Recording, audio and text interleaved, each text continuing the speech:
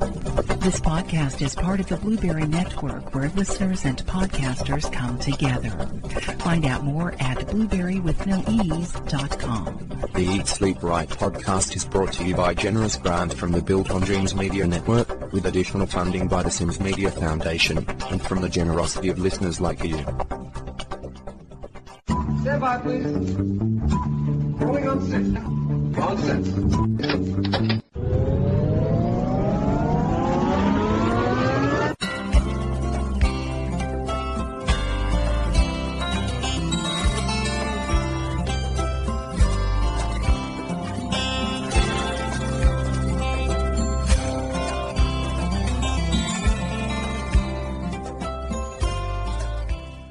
Welcome to episode 122 of the Eat Sleep Right podcast. I'm your host, Adam Scull.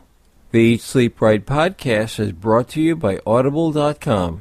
Get a free audiobook download at audibletrial.com/Eat Sleep Right.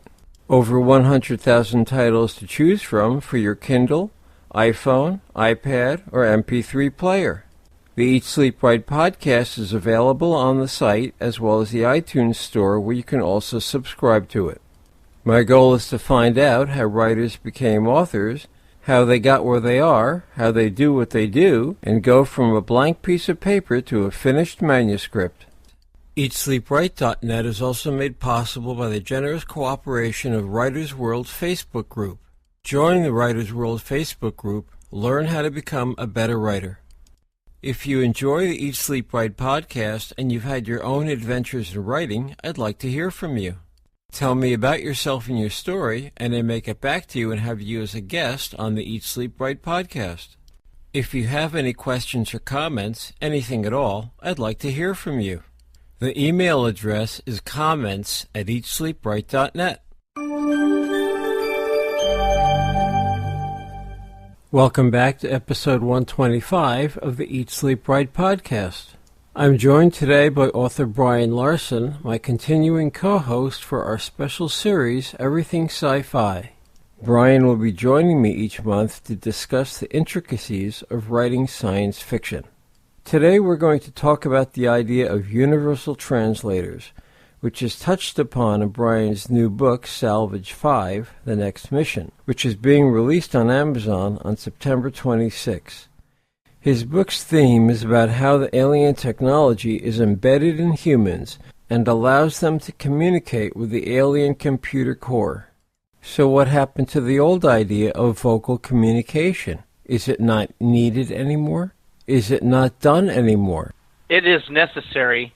There are aliens and there are humans in the environment. It doesn't necessarily mean they all speak the same way, although in this new release I have, they are cloning humans. There's an interface through the human. They can connect to the computer core and communicate. It just makes things a lot easier for the humans to communicate with the situation that they're in. Creating clones here, I take it, is a bad thing. It is a bad thing. Is cloning always going to be an evil topic in science fiction? I don't believe it should be always an evil topic, but for this particular example, it just made sense to do it that way. Why do humans look at cloning with such disdain? Is it that it takes away our humanness? I think you hit it right on the head there. It takes away the human individuality, and that's something that we're striving always to retain, especially in this entire series, is our freedoms and our individualities. Once the human is cloned, they're taken over by the alien complex. Their whole purpose is to survive. I can't give you all of the details, but with the cloning, they're going to be able to inhabit the Earth's biosphere without the worry of disease, because their cloned bodies already have resistances built into them. So in this case, the builders of this program, they want to survive. That's their main purpose. Cloning is only the means to justify the ends of their survival, but the humans don't want to be taken over by these clones. Do your aliens communicate verbally or by thought? Oh, it is verbal. When they run into the humans that are now alien clones, they have to communicate through them. Yet the aliens are communicating through the English language, not their own, and not using any so-called translator. It's difficult to write about aliens and different languages. There's a definite barrier there. I made it easy this way in that the program, once they cloned their first humans, they knew everything the humans knew. They knew the languages. This helped facilitate to communicate to the other humans that they come in contact with. Did the original series of Star Trek's Universal Translator have a lot of influence on your thinking? Yes, it absolutely influenced me, knowing that there's an idea, a way to translate different languages so that everybody can understand. There are people trying to develop today things that have come from Star Trek, i.e. this Universal Translator. They've got a ways to go, but I have read some things where they've got it to where it's pretty close to translating different languages. There is, as we speak, under development, a Universal Translator? It's being developed today, correct. That's fascinating. Isn't it? I guess another example of how science fiction may one day become science fact. It is already becoming science fact. There's so many different things, especially from the Star Trek series, that sparked inventors and innovators to create some of these devices that they used in the TV series. Years ago, we had flip phones.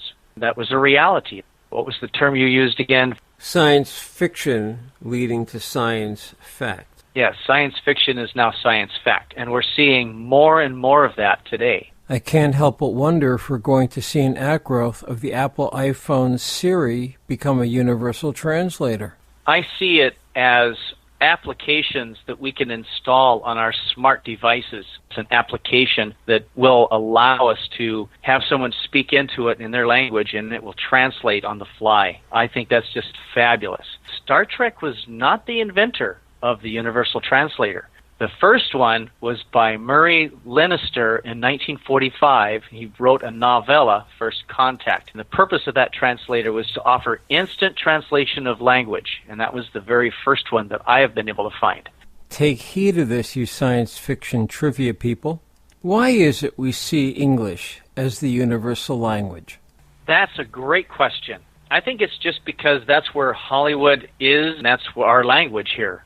When you think of translation, at least for me, it's hard not to think of telepathy. Does telepathy play a part in translation? I think in a lot of stories it can. For instance, there's another one in Farscape series.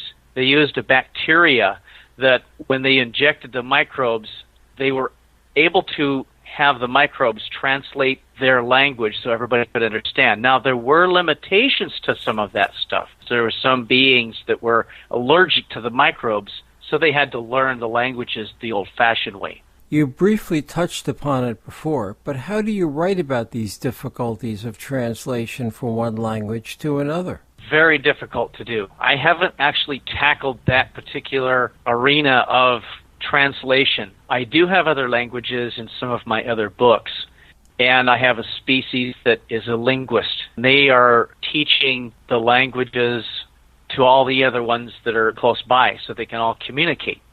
You have to think, how many languages on planet Earth? Then when you consider Carl Sagan's theory on how many intelligent life planets there are out there, how many languages would that be? Tens of thousands? Millions? We have to come up with ways to be able to understand that. And I think one way is through the universal language of math. What makes math a universal language? Physics, especially the way things work in the universe. Now, if you're writing a story about something that has different physics, you have to make sure when you're doing your world building that you understand all of those different physics and explain them well, so people can understand up front that there are different physics in the universe. For now, we don't know of another type of physical property. We don't know if things work differently. That's why I feel that math is the universal language for all species. In this example of math being a universal language, does this include or exclude Einstein's theory of relativity that there's no travel faster than the speed of light? I think that speed of light travel is possible. There's ways we don't understand that could take place. There are ways that we can get around that relativity. Perhaps a gravity well that's built within a ship as it travels the speed of light or faster prevents the time dilation effect of the theory of relativity. I go back to the series Dune. They used spice, which was a drug, for them to be able to use their minds to fold space. And that's one way we get around this problem of time dilation. Battlestar Galactica is another series that used jump drives. They can instantly transport from one set of coordinates to another instantaneously with no time dilation. I don't think we're going to see it maybe in our lifetime, but I think that there is a possibility of eventually mankind will travel with FTL, faster than light. And what of the series Stargate, moving from one universe to another in an instant?